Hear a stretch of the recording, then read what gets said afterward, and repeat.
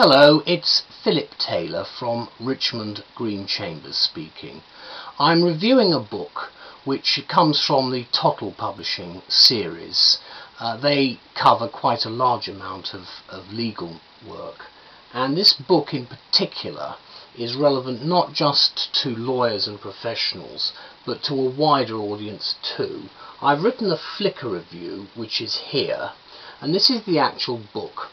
It's called Employee Share Schemes. The book itself runs to about 400 pages. It's a heavy book in the sense of the content, although light in weight. There's a nice index at the back, and you've got useful headings all the way through with paragraph numbers and so forth, and various other detail, which is very much in the tradition of the legal publishing world.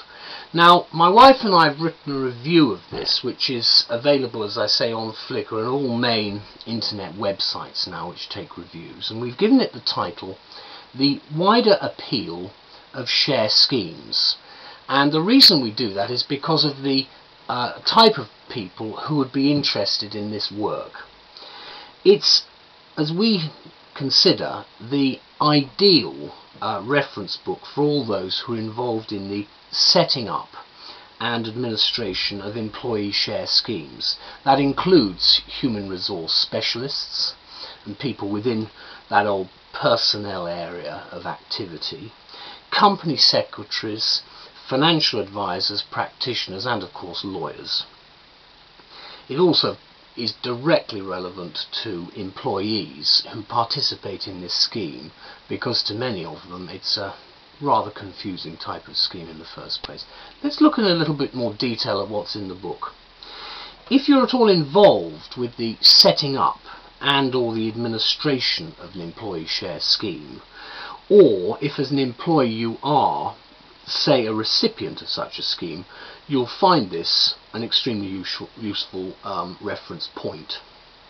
It functions, this book, as a complete and comprehensive legal textbook dealing with the highly specialised area of employee share schemes, and we think it will therefore prove invaluable to a range of professionals, as I say, from the finance director and company secretary level to tax advisors and accountants, as well as people like myself who are lawyers, either solicitors or barristers.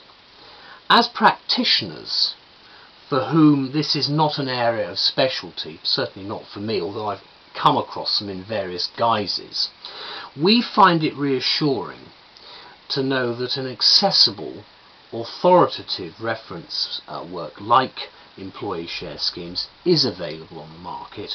And also, on a more personal level, we were intrigued to discover, for example, how many different types of employee share schemes there are. To name only a few, they range from those which require the employee, typically middle management and upwards, to pay the full value of the shares, to those where employees receive free shares plus a number of variations which lie in between. So the two main classifications that we have are the discretionary, that's usually for senior and key employees, and the all employees schemes, presumably for everybody else. These of course are the basics. The book gives a great deal more. There's a lot of detail in it, and in fact I'm sure many of you will find it extremely helpful. The text goes into minute and technical detail involved in this area of law. Obviously it covers not just employment law, but it's got a wider application as well. And there's comprehensive coverage here of establishment of schemes themselves, share option schemes, long-term incentives and deferred bonus schemes, savings related share option schemes, takeovers, reconstructions, demergers and dividends, and, we think vital to the global economy today, cross-border share plans. The 5th edition by Chamberlain and Ife has been updated during 2009 to take account of legislation just before this particular year. So what you've got will be the natural reference to the implementation of the Companies Act 2006. Then you've got the Income Tax Act 2007 and the tax rewrite provisions of the Corporate Tax Act 2009.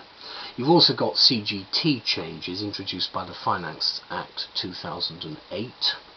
Enhanced coverage of the taxation of internationally mobile employees and the new residency rules of the Finance Act 2008, plus the European Prospectus Directive and consideration of the rules relating to age discrimination. There are in the book 20 chapters in total, around 400 pages, with a good index at the back. And one of the most useful structural things about the book, which I found helpful anyway, are the details in the appendices, which go in many cases immediately after a particular chapter. This is Appendix 5 after Chapter 5. So what you've got here is that these appendices appear after the relevant chapter, not at the end, and they assist with cross-referencing in my view. So its appeal is wider than just for lawyers, and we recommend it for any people who are seeking guidance on how these schemes now work. So thank you very much, Chamberlain and Ife, for this excellent new edition, which I'm sure will be of benefit to everybody. Thank you very much. Bye-bye.